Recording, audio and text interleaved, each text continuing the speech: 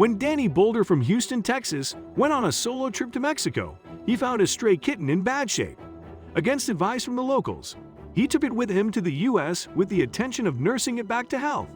But when a couple days later 2 police officers showed up at his door, it was quickly made clear to Danny that he had made a big mistake in doing so.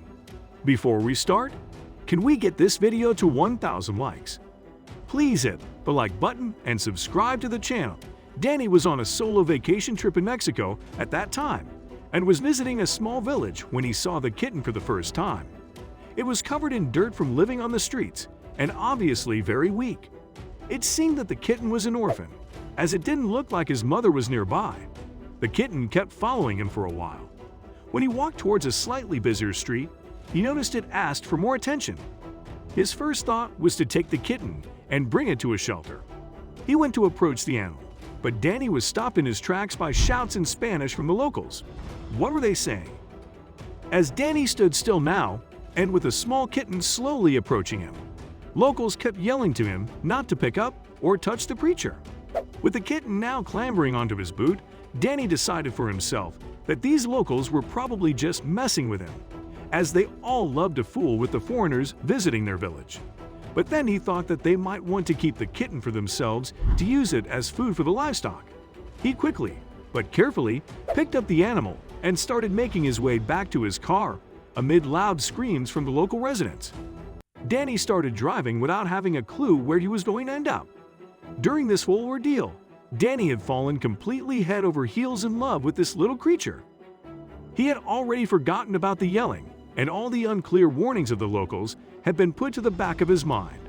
He felt like it was his mission to give this beautiful creature another shot in life. After the kitten had eaten and drank something, he seemed to revive a bit. It was about a day of continuous driving to get back home to Houston, Texas. He was going to cross the border soon. When Danny passed the checkpoint at the border, he immediately got some questions about the kitten. He told them that he was traveling the world with his cat and that there wasn't really more to tell about. The border guards whispered a few sentences to each other, but Danny got permission to keep on, driving quite fast. Danny felt relieved that he was allowed to continue on his journey to bring his furry friend to what he expected to be her forever home. He always dreamt of having a pet cat, so this situation felt like his dream actually came true. However, after a while, it turned out that this wouldn't be the case.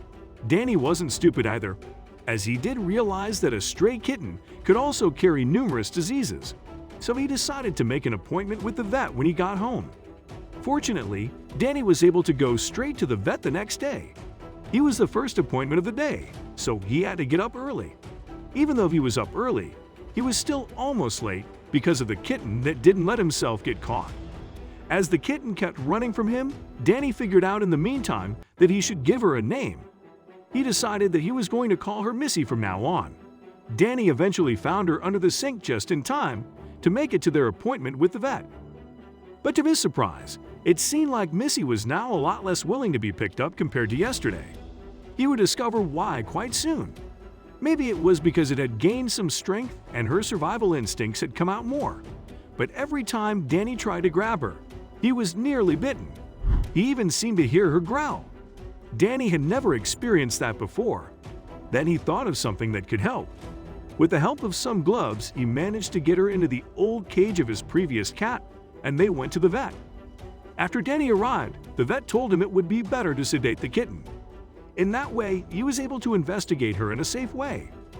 As Danny told him that he picked the poor animal off the streets, the vet questioned how the weak kitten would react to injection. The vet judged that Missy looked very weak and malnourished, so an anesthetic could lead to death in such a case. With no other options, the vet decided to open the cage and get Missy out of the cage. But when he even got a little close, he was immediately scratched by her. What now? After discussing for a while, Danny and the vet decided it was best to take Missy home again. Danny was instructed to strengthen her over the next few days so that she would be fit enough to be put under sedation. Danny took the kitten home, but felt not really satisfied with the outcome. What was even worse was the fact that the vet was also planning on doing something else. The vet had not told Danny the exact truth, as he was worried about the consequences of confronting him. He felt it wasn't up to him to tell him such things. That's why the vet grabbed his phone and called the police to inform them so that they could deal with this animal. The vet never intended to examine Missy.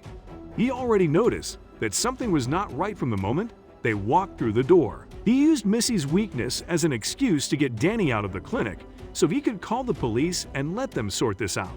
On the way back, Missy finally calmed down. He was even able to pet her a little bit. It was at that moment that Danny thought everything would turn out fine. But would it? Unknown to Danny, it was about to get a whole lot worse than the situation was. Danny was looking out of his window when he saw a police car with 2 officers pull up in front of his house. He immediately noticed that they didn't come to talk in peace. They were really looking for something. They rushed to his porch and began to pound on his door in haste. Danny got startled by how hard they were beating on his door. Danny opened the door and started to greet the police officers. But before he could say anything, he was pushed in, as it were, and the officers rushed in. Danny was stunned for a second and couldn't understand why all this was happening. While searching, one of the police officers yelled that they were looking for the monster. What did they mean by that? All Danny could think of was that they would come for Missy. But how could they ever know the cat was in his house? And worse, why didn't they call her a monster? Before he could either confirm or deny their allegations, Missy had already shown her curious face. There it is! One of the officers screamed. The police quickly went after her. The police officers finally got hold of Missy. Missy obviously didn't agree and was raging in the net she was caught in. Well, at least any semblance of peace returns to the house. Now Danny wanted to know what the hell was going on. The officer told him that they did not really know why they were here either, and that they were just following orders. All they knew was that the tip came in from the local vet, and that Danny should probably call him for some answers. Wait, what? Did the vet call the cops? As the officers were putting Missy in the cage and taking her to the car, Danny rang the vet immediately.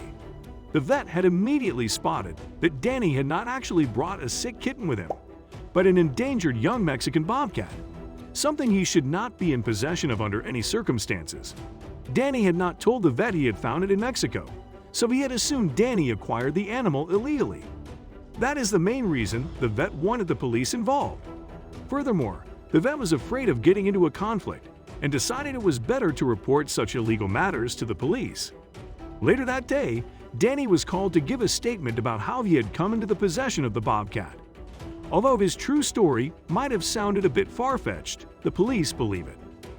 They decided to not press any further charges against him after doing a search of his house and not finding any evidence of illegal practices. The Bobcat was handed to a rescue center where it would be allowed to grow for a year or two, and then they would return the animal back to Mexico.